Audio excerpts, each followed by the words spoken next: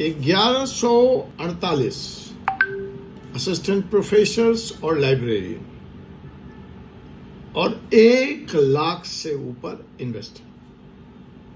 किसकी संख्या बड़ी है? होती होगी 1 लाख, 1.25 लाख की संख्या बड़ी, लेकिन यहां इस केस में 1148 असिस्टेंट प्रोफेसर्स और कुछ जो प्रोफेसर्स ना बन सके उनकी कहानी का रिजल्ट जो है वह साफ है। जो लड़ेगा वो जीतेगा। यू नाउ वालों, यह संदेश है आपके लिए पंजाब के दूसरे केस से, जहां 1148 शिक्षकों को, असिस्टेंट प्रोफेसर्स और लाइब्रेरियंस को सुप्रीम कोर्ट के जजमेंट के अनुसार अपनी नौकरी गंवानी पड़ी। और वो प्रतियोगी छात्र जो इस सिलेक्शन से महरूम रहे, उनको मिली है जीत। तो ये 1148 की संख्या बड़ी है या 1.25 लाख लोग जिन्होंने अपनी जेब से पैसा लगाया, उनकी संख्या बड़ी है? माहौल, उत्तर, रिप्लाई साफ है। जब तक जिएंगे तब तक लड़ेंगे। नमस्कार दोस्तों, मैं हूं advocate doctor Ajay Kumar Pandey, supreme court of India से, और आज एक ऐसे जजमेंट की बात करने हम यहां पे जा रहे हैं जो न सिर्फ पंजाब के लिए बल्कि पूरे देश के लिए एक मिसाल बन गया है। मिसाल किस चीज का? अन्याय के खिलाफ आवाज उठाने का, अन्याय के खिलाफ लड़ने का, भिड़ जाने का। एक तरफ हैं 1148 असिस्टेंट प्रोफेसर्स एंड लाइब्रेरियंस जिन्हें निकाल दिया गया, फिर वही सुप्रीम कोर्ट तक लड़ते रहे। टॉप एडवोकेट्स, हिंदुस्तान के टॉप जाने माने नामी गरामी महंगे वकीलों को सुप्रीम कोर्ट में हायर किया और पूरे प्रोसेस को एक्सपोज कर दिया। देखिए, कोर्ट में दोनों गए थे, जिनको नौकरी मिली थी और जिनको नौकरी नहीं मिली थी। दोनों के दोनों ग्रुप ने भारी भड़कम जाने माने हिंदुस्तान के टॉप लॉयर्स को न्याय के लिए हायर किया। दूसरी तरफ फ्यू नाउ का मसला है। साल होने को चला है, 1 लाख, 1.25 लाख से ज्यादा विक्टिम्स हैं, जिनमें से 90% क्या 99% सिर्फ व्हाट्सएप पे रोना रो रहे हैं। FIR तक नहीं कर पाए और लीगल एक्शन लेने का मन ही नहीं बना पा रहे। डिफरेंस क्या है?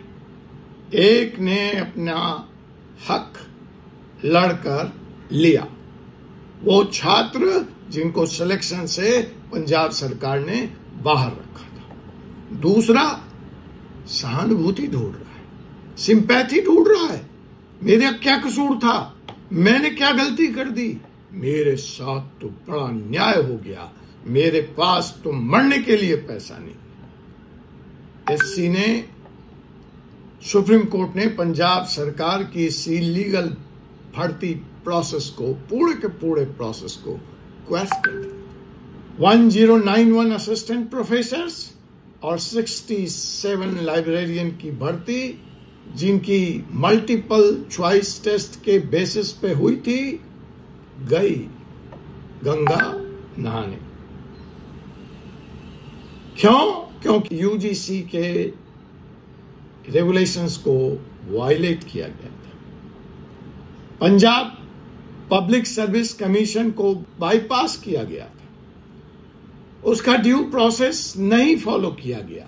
SC ने कहा यह सिलेक्शन पॉलिटिकल इलेक्शन के टाइम पर बहुत जल्दी में, हेस्ट में किया गया और बिना सफाई के, बिना ट्रांसपेरेंसी के, बिना पारदर्शिता के, बिना कानून के।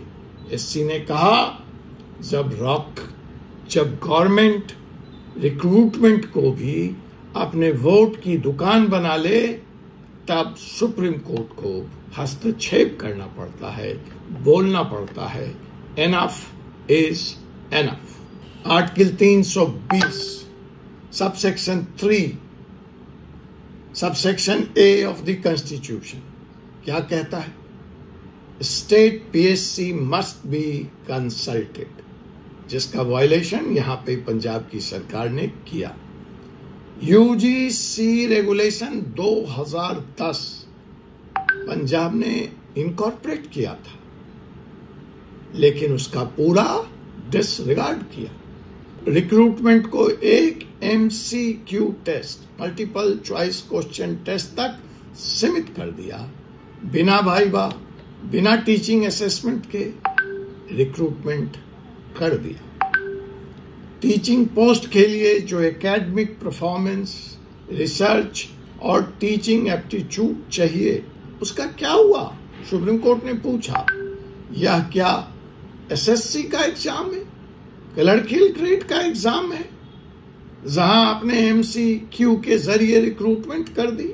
एससी ने बोला, जब एक पॉलिसी बनी हुई है असिस्टेंट प्रोफेसर्स के रिक्रूटमेंट के लिए, लाइब्रेरियन के रिक्रूटमेंट के लिए, तो बिना किसी कारण आपने उसमें रद्दो बदल कैसे की?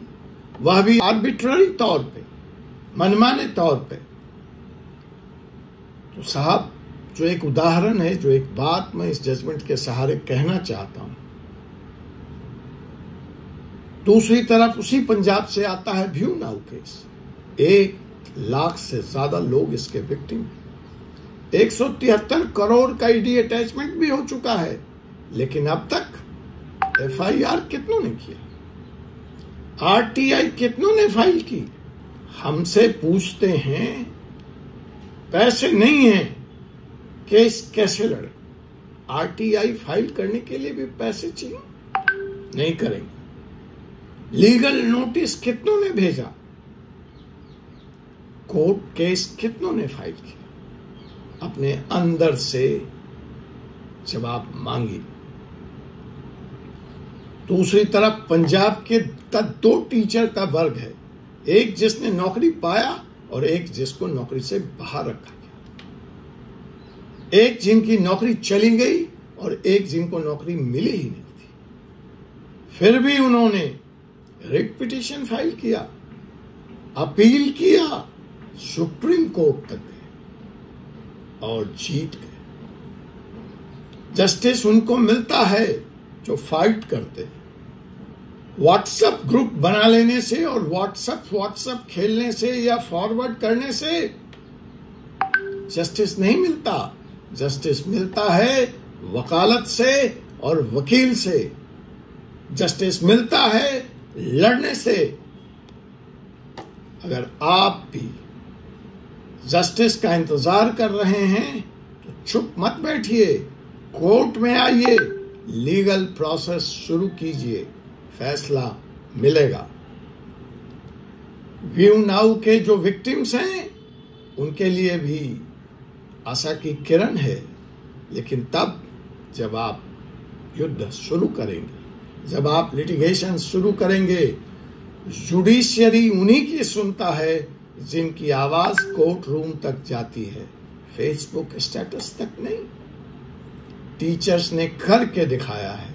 व्यू नाउ वालों, आप चाहें तो आप भी कर सकते हैं। अगर आपने अपना पैसा या अपना हक गंवाया है और आप चाहते हैं कि आपको वापस मिले, तो लीगल लड़ाई के लिए तैयार रहिए, वरना भूल कर जैसे घर में बैठे हैं बैठे रहिए। दोस्तों, यह सिर्फ एक जजमेंट नहीं है, एक लेसन है। Litigation is not optional if you want justice. Litigation is must, it is essential. You don't win without fight. जो पंजाब के असिस्टेंट प्रोफेसर के पोस्ट से बाहर रखे गए लोगों ने किया, वही स्पिरिट व्यू नाउ के विक्टिम्स को पैदा करना पड़ेगा। इस वीडियो को शेयर कीजिए ताकि लोगों तक यह संदेश शिद्दत से पहुंच सके। टैग कीजिए उन लोगों को जो व्यू नाउ केस में अफेक्टेड है। मिलते हैं अगले एपिसोड में। तब तक मुझे एडवोकेट डॉक्टर अजय कुमार पांडे को अनुमति दीजिए। जय हिंद, जय भारत, जय संविधान।